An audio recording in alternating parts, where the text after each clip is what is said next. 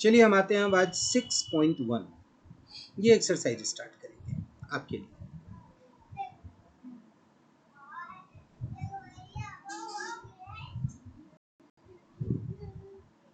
इसके पहले अगर मैं आपका क्लास लिया था तो क्या पेन टैब से लिया था, यही पेन टैब और लैपटॉप से लिया था, या बोर्ड पे लिया था, या मोबाइल से ले रहा था बच्चों? इसी से, लैपटॉप से ही। चलिए आगे। अच्छा, कॉमन लिंक में तो आप आते हो ना, सही है। देखिए यहाँ क्वेश्चन पहले ध्यान से देखिए। Find the rate of change of areas of circle. यानी आपसे क्वेश्चन पूछ रहा है कि आपको निकालना है डीए और विथ रिस्पेक्ट टू क्या लेना है, रेडियस डी आर। ये बोल रहा है आपको निकालना है। तो पहले आपको एरिया का फॉर्मूला पता है क्या? कि एरिया ऑफ सर्कल क्या होता है? बोलिए क्या होता है? Very good.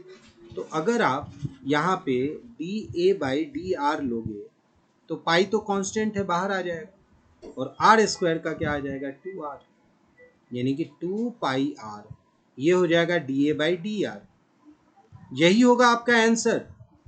लेकिन अगर क्वेश्चन में r के डिफरेंट वैल्यूज दिए हुए हो तो हम उसको अलग अलग तरीके से सॉल्व करेंगे। एक बार 3 वैल्यू ले लेंगे r का तो ये हो जाएगा 6 पाई, और एक बार 4 ले लेंगे तो ये हो जाएगा 8 पाई।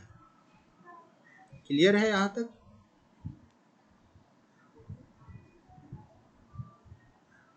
आपको डिफ्रेंसिएशन आना चाहिए, ऐसा मैं एक्सपेक्ट करता हूँ। अगर ये नहीं आ रहा है डिफ्रेंसिएशन यहाँ से यहाँ तक, तो ये आपने कुछ चीज़ें छोड़ी है, आपको ये ध्यान नहीं होगा, तो आपको जानना होगा। तो कुछ वीडियोस डिफ्रेंसिएशन का 11th का वीडियो तो यूट्यूब पे अभी नहीं है, पर कराऊंगा तो वो भी मैं डाल दूंगा। चलिए आगे देखते हैं।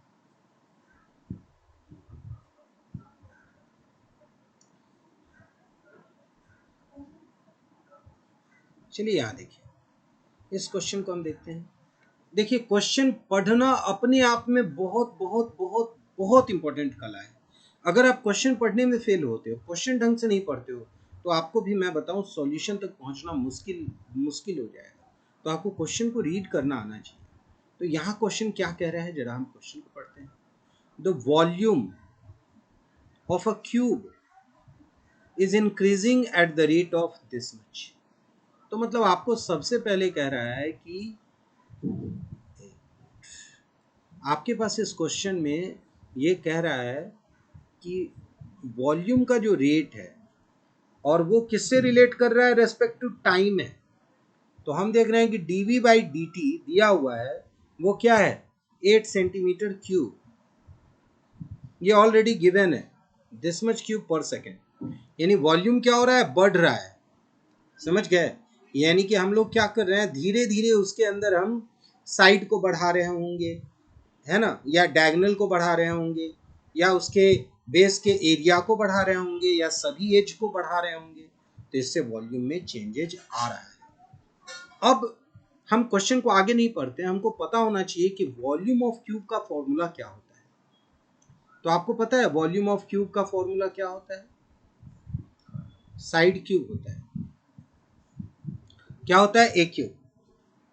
तो आप देखो कि अगर आपने यहाँ पे dv बाई डी टी लिया है, तो ये ए क्यूब को जब आप डिफ्रेंशिएट करोगे तो आ जाएगा 3a square D A by D T. क्या हो जाएगा ये पार्ट आपका, 3a square D A by D T. तो ये आपको बिना कुछ पढ़े हमने ले आया। अब बोल रहा है how fast is the surface area increasing when the length of edge is 12। मतलब लेंथ ऑफ एज दे दिया है, ए का वैल्यू क्या है, गिवन है।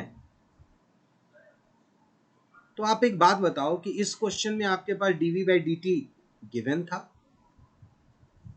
ए भी आपके पास क्या है, गिवन है। ए कितना है आपका, 12 सेंटीमीटर।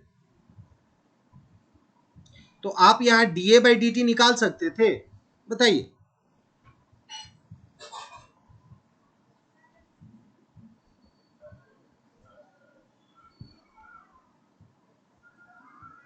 क्वेश्चन में हम आते हैं।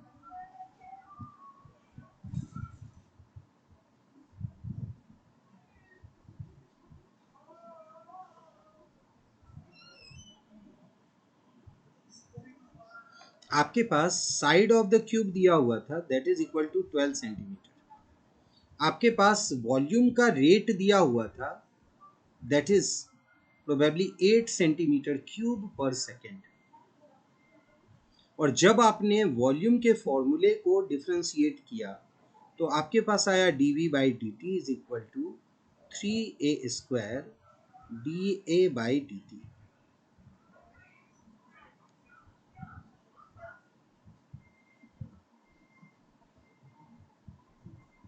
यहां तक क्लियर है बच्चों? आपको निकालना है सरफेस एरिया।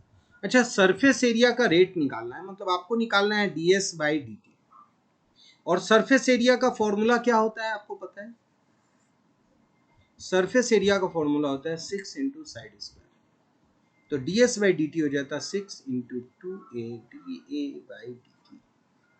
तो आप बताओ, ये निकालने के लिए इसकी जरूरत है। ये अगर नहीं निकला होगा तो ये नहीं निकलेगा। और dA बाई डी टी निकालने के लिए आपको इसका वैल्यू निकालना है। तो आपके पास जब ये वैल्यू दिया हुआ है 8 है, साइड दिया हुआ है 12 का स्क्वायर है, तो dA बाई डी टी निकल जाएगा आपसे क्या? बोलिए।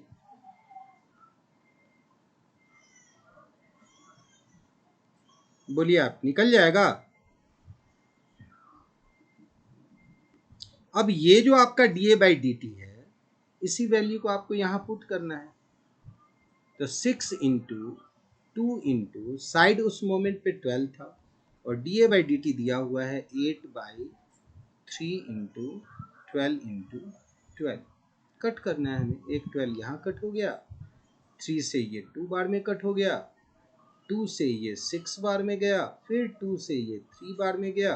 तो यहाँ आ गया 8 बाई 3 सेंटीमीटर स्क्वायर पर सेकेंड, क्योंकि ये सरफेस एरिया है और एरिया का यूनिट क्या होता है? Centimetre square. तो ये हो जाएगा ds by D T. Clear है यहां तक? बताइए आप। तो बच्चों, मैं एडवाइस करता हूँ कभी कभी इस तरह से जब क्वेश्चन बनता है तो आप इसको जरूर स्क्रीनशॉट ले लें, ठीक है? चलिए आगे आते हैं, हम दूसरे क्वेश्चन में आते हैं। क्या स्क्रीनशॉट ले लिया आपने?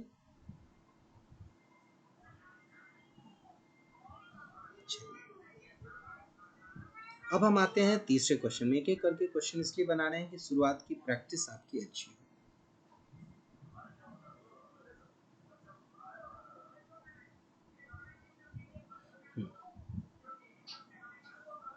देखो, क्वेश्चन में हमेशा बताता हूँ कि आपको क्वेश्चन को ध्यान से पढ़ना है। अगर आप क्वेश्चन पढ़ने में मिस करोगे ना तो आपके क्वेश्चन नहीं बनेंगे अच्छे से। चलिए ध्यान दीजिए यहाँ क्वेश्चन को। Radius of circle is increasing uniformly at the rate of this. मतलब दिया हुआ है क्वेश्चन में dr बाई, और ये सेकंड बता रहा है dt टाइम के साथ। dr बाई dt दिया हुआ है 3 सेंटीमीटर पर सेकेंड। कोई दिक्कत यहां तक? क्लियर है? अब क्वेश्चन कहता है यहाँ पे कि find the rate of which the area of circle is increasing. देखिए ध्यान से, यहाँ कह रहा है क्वेश्चन में कि area of circle is increasing और एक मोमेंट पे रेडियस कितना है? 10 है। यानी हमारा रेडियस भी दिया हुआ है 10 सेंटीमीटर एक मोमेंट पे है और हमें निकालना है एरिया ऑफ सर्कल इंक्रीजिंग। तो पहला काम क्या करेंगे? एरिया लेंगे। एरिया का फॉर्मूला होता है पाई आर स्क्वायर।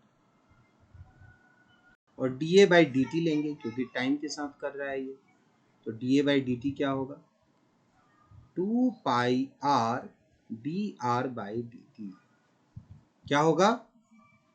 आर स्क्वायर का 2r हो गया, और r जो है विथ रिस्पेक्ट टू r तो हो नहीं रहा है डिफ्रेंशिएट, तो r अपने आप में रह जाएगा dr बाई डी टी के फॉर्म में।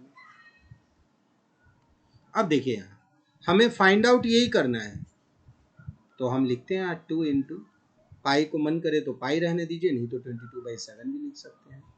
रेडियस हमारा 10 है और D R by D T है 3, तो हमें निकल के आ जाएगा dA बाई डी टी क्या हो जाएगा? 60 पाई यूनिट अगर सेंटीमीटर में है तो सेंटीमीटर स्क्वायर पर सेकंड, यानी कि एरिया जो है वो इस रेट से चेंज करेगा। एरिया जो है वो क्या होगा, इस रेट से चेंज करेगा। क्लियर है बच्चों? समझ में आ रहा है? चलिए, तो आप लोग देख लो यहाँ पे कि जिस बच्चे को डिफ्रेंसिएशन में दिक्कत नहीं हो, डिफ्रेंसिएशन उसने किया है, उसको दिक्कत यहाँ नहीं होगी, वहाँ पे ये बना लेगा। जिस बच्चे को डिफ्रेंसिएशन में दिक्कत है तो फिर उसको करना पड़ेगा। चलिए अब हम आते हैं यहाँ पे क्वेश्चन नंबर 4 में।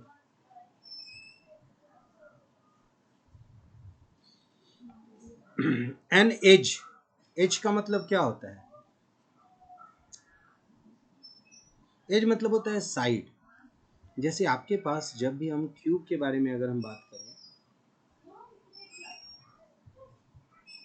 तो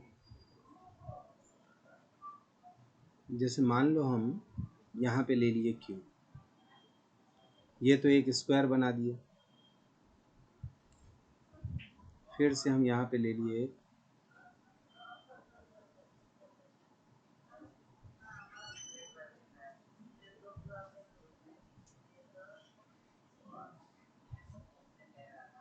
थोड़ा सा टेढ़ा हो जा रहा है, कोई बात नहीं है, हम लोग यहाँ देख लेते हैं। ये हो गया एक स्क्वायर, ये हो गया एक, और जब हमें क्यूब बनाना है तो हम क्या करेंगे, ये लाइन को ज्वाइन करेंगे।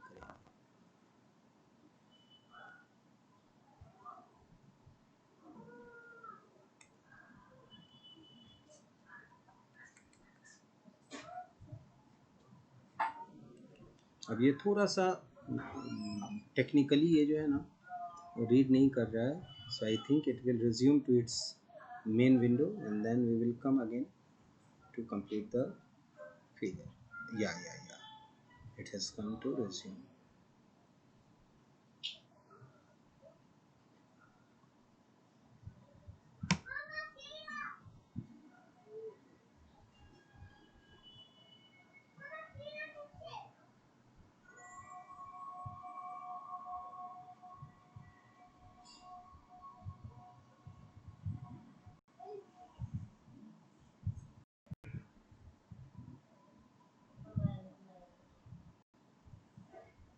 चलिए देखिए यहाँ पे वही चीजें हैं जो अभी हम लोग देख रहे थे, फिर से वही फिगर आया, हम लोग इसको हटाते हैं।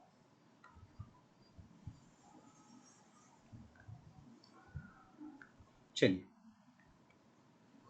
तो यहाँ पे हमने क्या किया कि एक क्यूब बनाया, और इस क्यूब में आपको मैं बताऊं कि देयर विल बी 12 एज, ये सभी एज हैं और सभी आपस में इक्वल है, यानी कि L is equal to B is equal to H is equal to A.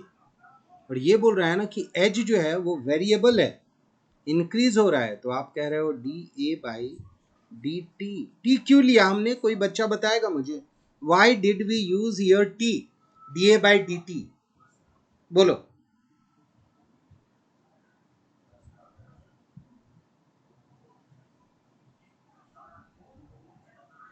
Y did we use here T?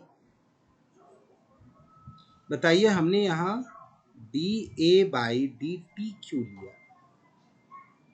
Rate दिया है तो हमने टी क्यों लिया? टी इसलिए लिया क्योंकि ये पर सेकेंड है, that is why we use here area, rate of change of side, this a is side edge, and at particular moment the time, at that time its edge is 10 centimeter long, so a is equal to 10 centimeter. And what you have to find, how fast is the, देखना पड़ेगा, यहाँ लिखा हुआ word जो है ना वो इधर है, वॉल्यूम। तो चलिए हम वॉल्यूम के बारे में बात करते हैं। पहले तो वॉल्यूम का फॉर्मूला जानना होगा। What is the formula of volume is AQ। what we have to find, dv by dt, rate of change of volume. Increase होगा तो पॉजिटिव होता है, डिक्रीज होगा अपने आप आपको माइनस में साइन दिख जाएगा। तो ए क्यूब का हमारा डिफरेंशिएशन होगा 3a square D A by D T. आपके पास D A by D T का वैल्यू गिवन है 3 सेंटीमीटर पर सेकेंड, ठीक है, ये वैल्यू आपके पास गिवन है और a का वैल्यू भी आपके पास यहाँ पे गिवन है, तो क्यों ना हम इसके वैल्यू को डाल करके इसका वैल्यू फाइंड आउट करते हैं। जो हमें बोला है कि इसका वैल्यू आप फाइंड आउट करो वो निकाल लेते हैं।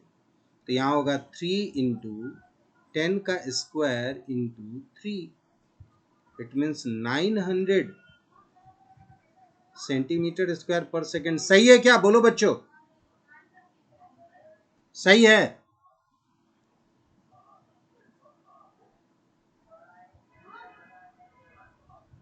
बोलो, क्या बात है। मैं यही जानना चाहता था आपसे कि बच्चे यार ध्यान कौन कौन कितना दे रहा है। बिल्कुल सही, वॉल्यूम का यूनिट हमेशा क्यूबिक होता है, तो अगर आप स्क्वायर लिखे हो तो बिल्कुल गलत है, तो आपको यहाँ क्यूब लेना है। जैसे यहाँ हमने साइड के बारे में बात किया तो सेंटीमीटर लिया। आप पिछले क्वेश्चन में आके देखो, हमने सरफेस एरिया के बारे में बात किया था, तो हमने वहाँ क्या किया था?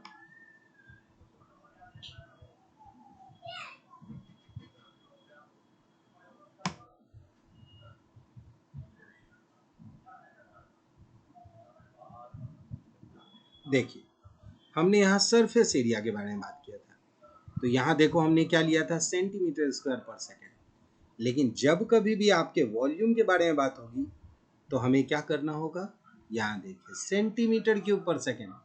तो इसलिए आपको ये ध्यान रखना पड़ेगा उसके यूनिट को कि पर यूनिट कैसे वो चेंज हो रहा है। तो अगर आप ये ध्यान रखते हो that is very very good.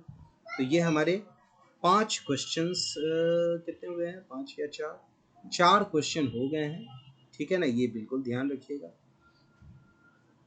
देखिए, अच्छा, आप लोग में से कुछ बच्चा ऐसा भी है जो बुक लेकर के बैठता है, तो अच्छी बात है, वो बुक लेके बैठे और एक एक करके क्वेश्चन जरूर बनाएं, क्योंकि बिना प्रैक्टिस किए नहीं बनेगा, ठीक है?